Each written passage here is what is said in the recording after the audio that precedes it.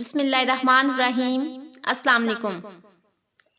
عرب ممالک میں آنے والے اکثر انبیاء کا ذکر قرآن مجید میں آیا ہے اور ان کی قوموں کے احوال بھی صراحت سے بیان کیے گئے ہیں۔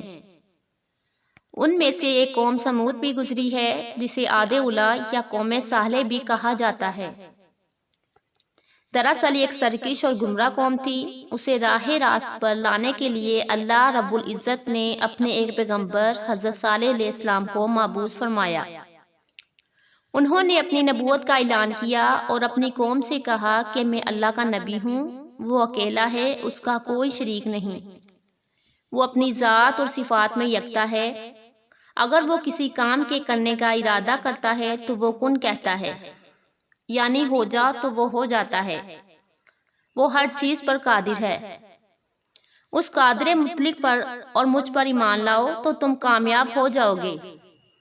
تو قوم نے برہان یعنی دلیل روشن کا مطالبہ کیا اور کہا کہ اگر تم واقعی ہی اللہ کے سچے نبی ہو تو پہاڑ کی چٹان سے ایک اونٹنی پیدا کر کے دکھاؤ۔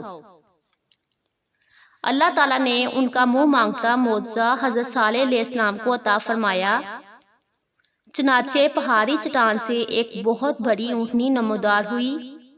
اب وہ قوم آزمائش میں پڑ گئی۔ اللہ تعالیٰ کی طرف سے حکم ہوا کہ تمہارے پاس پانی پینے کا جو ذخیرہ ہے اس میں سے ایک دن تم پانی پیو گے اور دوسرے دن سارا پانی اونٹنی پیا کرے گی۔ دونوں فریقوں کو اپنی باری کی پابندی کرنا ہوگی۔ قوم سمود یوں تو بہت ہنرمند قوم تھی۔ وہ چٹانوں کو تراش کر پہاڑوں میں خوبصورت گھر بنایا کرتی تھی۔ اس قوم کی کاریگری کے چرچے دور دور تک پھیلے ہوئے تھے، لیکن اس سب کچھ کے باوجود اس کی بددماغی اور کجروی بھی عروج کو پہنچی ہوئی تھی۔ اس کے باوجود انہوں نے مطلوبہ معجزہ دیکھ لیا تھا۔ انہیں حضرت صالح علیہ السلام کی پوری اطاعت کرنی چاہیے تھی، مگر ایسا نہ ہوا، بلکہ وہ لوگ بے دینی پر کمر بستہ رہے۔ بلکہ کچھ لوگوں نے یہ پروگرام بھی بنا لیا کہ خدائی اونٹنی کو مار ڈالا جائے۔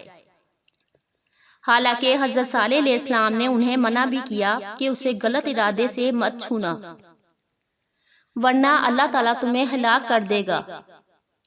لیکن جب کسی معاشرے کی مت ماری جاتی ہے تو اس پر کوئی تنبیہ کارگر ثابت نہیں ہوتی۔ یہی حال قوم سمود کا تھا۔ چنانچہ ایک دن موقع پا کر اس قوم کے بدبخت افراد نے بے عقلی کا مظاہرہ کرتے ہوئے اس اونٹنی کے پاؤں کاٹ دیے اور اسے ہلاک کر دیا۔ اس کھلی بغاوت پر اللہ تعالیٰ سخت غضبناک ہوا۔ قہر الہی نے جوش مارا اور قوم کی ہلاکت کا فیصلہ ہو گیا۔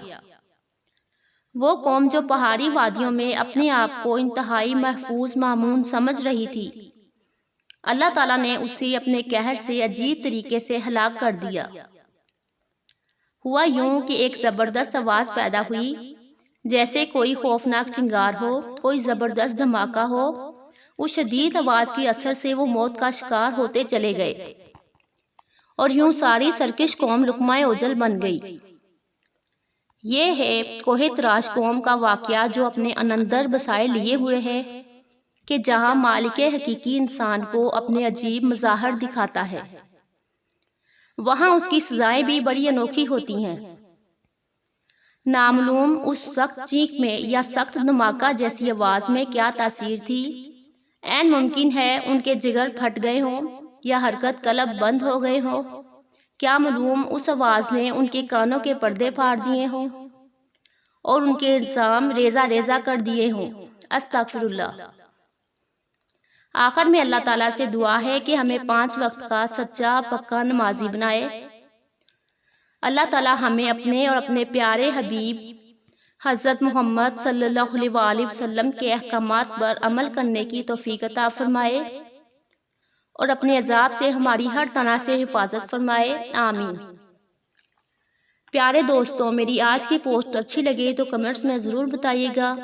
ویڈیو کو لائک اور شیئر ضرور کیجیے گا، اور جو ہمارے چینل پر نئے ہیں وہ جلدی سے ہمارے چینل کو سبسکرائب کر لیں۔ اللہ حافظ۔